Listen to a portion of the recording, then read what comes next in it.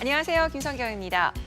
최근 크고 작은 보안 사고가 잇따르면서 개인정보 유출이 큰 화두로 떠오르고 있습니다. 더군다나 정보 유출 여부를 확인하려는 사람들을 상대로 해서 가짜 확인 홈페이지나 스미싱, 보이스피싱을 통한 사기 행각까지 드러나고 있어서 주의가 요구되고 있는 상황인데요. 특히 카드 정보 유출 사태는 다른 금융 사기에도 악용될 가능성이 있습니다. 하루빨리 명확한 원인이 규명돼서 다시는 이런 일이 발생하지 않기를 바랍니다. 이번 순서는 노경미 리포터가 건강에 대한 소식 준비했다고 합니다. 노경미 리포터. 네, 제가 오늘 준비한 소식은요. 바로 응급 상황에 대처하는 수술 방법입니다. 특히 생산 현장에서 발생할 수 있는 손가락 절단 사고. 주로 40, 50대 중장년층에게서 가장 많이 발생한다고 하는데요. 절단 사고 발생 때에는 최대한 빠른 시간 내에 병원으로 이송하는 것이 가장 현명한 방법이라고 합니다. 손가락이 절단됐을 때는 수지 접합 수술을 통해서 손의 재기능을 찾아줘야 하는데요. 뼈와 근육은 물론 미세한 신경을 봉합해야 하기 때문에 정밀성과 고도의 숙련이 요구된다고 합니다.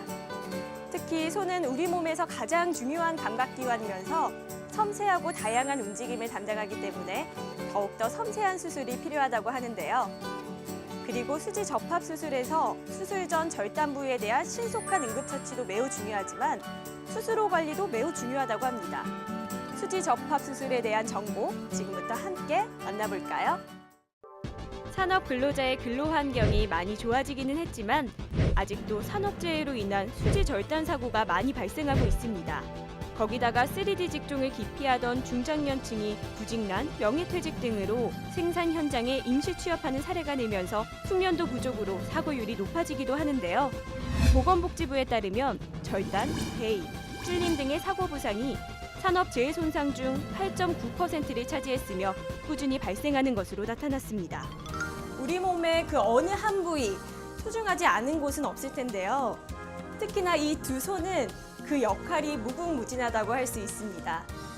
그런데 만약에 이 손이 없거나 제 역할을 하지 못한다면 정말 끔찍한 일이 될 텐데요. 그래서 이 절단 사고는 더욱더 무서운 사고가 아닌가 싶습니다. 오늘은 수지 절단에 대한 치료법으로 수지 접합 수술에 대해서 좀 더 자세히 알아보는 시간 갖도록 할 텐데요. 함께 만나보시죠. 이곳은 충청북도 청주시의 한 병원입니다.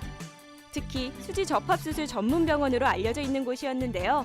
지금까지 약 한 2만 4천 건이라는 많은 숫자의 진료를 했으며 성형외과, 정형외과 두 과가 합쳐갖고 365일 24시간 진료를 하고 있습니다.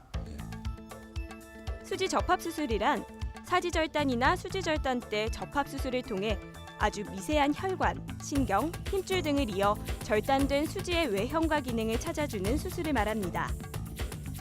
예, 수지 접합이라는 것이 이론적인 바탕도 물론 중요하지만 이 섬세한 손놀림이 필요하기 때문에 저 같은 경우는 한 1년 가까이를 그 수술기구를 주머니에 넣고 다니면서 손에 익히는 과정도 있었고 또 수술하다 보면 그 엄청난 인내심을 요구할 때가 있습니다. 그럴 때는 진짜 이게 참 인내심의 한계구나 싶은 느낌을 받을 때도 있었습니다. 그만큼 또 특별한 그 기능적인 수련이 필요하다고 또 생각합니다. 만약 손가락 절단 사고가 발생했을 경우 일단 손가락 끝부분에 피가 잘 통하는지 검사하고 혈액순환이 되지 않을 정도의 손상이라면 수지 접합 수술의 대상이 될 수 있다고 하는데요. 비교적 깨끗하게 절단이 됐을 경우에는 양측의 그 혈관이나 그 조직이 다 살아있기 때문에 접합이 가능합니다. 그러나 그 절단된 부위가 너무 많이 으깨졌거나 또 시간이 많이 경과해서 돌이킬 수 없는 괴사 상태가 왔다면 수지 접합이 불가능하겠죠. 하지만 비교적 깨끗하게 절단된 수지의 경우 절단된 후 6시간 이내에 수술하는 것이 수술 성공률을 높일 수 있다고 하는데요. 그렇다면 이렇게 손가락이 절단됐을 때 어떻게 대처해야 할지 지금부터 알아보도록 하겠습니다. 먼저 절단 부위를 생리식염수로 씻어줍니다.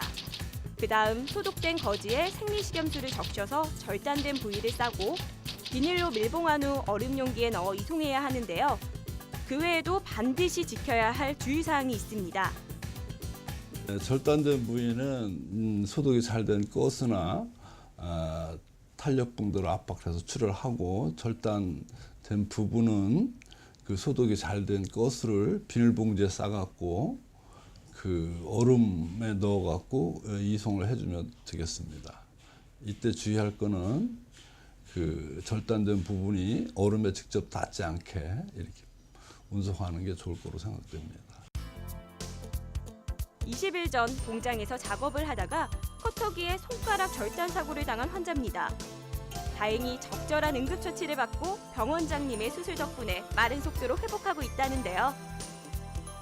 예, 그 세 번째 손가락하고 네 번째 손가락이 이제 카타지를 다쳐가지고 오게 됐습니다. 이제 조금씩 이제 그 결과가 좋아 좀 살아나는 것 같습니다. 이렇게 처음에 감각이 아예 없었거든요.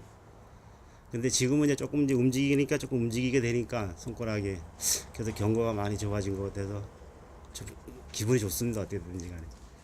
예, 제일 중요한 거는 이 혈액이 잘 통해야 이 조직이 살기 때문에, 혈액이 잘 통하게 해서 그 항응고제를 좀 써주고 혈장 보충제를 써서 순환을 도와주는 동시에 그 레이저나 또 고압산소 해서 가급적이면 조직이 잘 살 수 있도록 노력해야 되고, 또 피가 잘 안 통하는 경우에는 뭐 거머리를 사용할 수도 있습니다. 그런 경우도 있고, 또 동맥만 있고 이제 정맥을 못 잇는 경우도 있어요. 수지 말단 부위 같은 경우는, 이런 경우는 그 정맥이 생길 때까지 한 일주일 정도 또 피를 이렇게 빼주는 경우가 있습니다. 그리고 만약 수지 절단 사고를 당했을 때는 수지 접합 수술을 제대로 할 수 있는 의사가 많지 않기 때문에 잘 알아본 후에 병원이 선택하는 것이 매우 중요합니다. 절단 환자의 경우 그 수술을 얼마나 빨리 해주느냐가 그 예후에 많은 영향을 미치기 때문에 당황하지 마시고 가까운 병원에 찾아가셔서 응급조치를 한 다음에 그 수지접합 수술이 가능한 곳으로 오셔서 수술을 받으시는 게 좋겠습니다. 생산 현장에서의 철저한 안전관리가 최우선이지만 만에 하나 손가락 절단 사고가 발생했다면 올바르고 재빠른 응급처치를 통해 위기 상황에 대처하고 잘 치료받을 수 있었으면 좋겠습니다. 무엇보다 가장 좋은 것은 이런 불의의 사고가 없는 것이 좋겠죠. 그런데 이게 불가능하다면 사고가 났을 때 빨리빨리 대처해서 더 큰 불행으로 이어지지 않도록 대처하는 것이 아닐까 하는 생각이 듭니다. 자, 수지 접합 수술에 대해서 알아봤는데요. 많은 도움이 됐기를 바랍니다. 민족 대명절 설이 사흘 앞으로 다가왔습니다. 그런데 이번 설 연휴에는 특히 공항이 붐빌 거라고 하는데요. 5월까지 4일 이상 쉬는 연휴가 없기 때문에 이 기간을 통해서 해외로 가족 나들이를 떠나는 여행객이 늘고 있기 때문이라고 하네요. 요즘 참 명절에 대한 인식이 많이 바뀌는 것 같아요. 그렇지만 이 명절의 추억과 그리고 명절의 소중한 의미는 잊지 않았으면 좋겠습니다. 김성경의 비즈인사이드 오늘 여기까지입니다. 고맙습니다.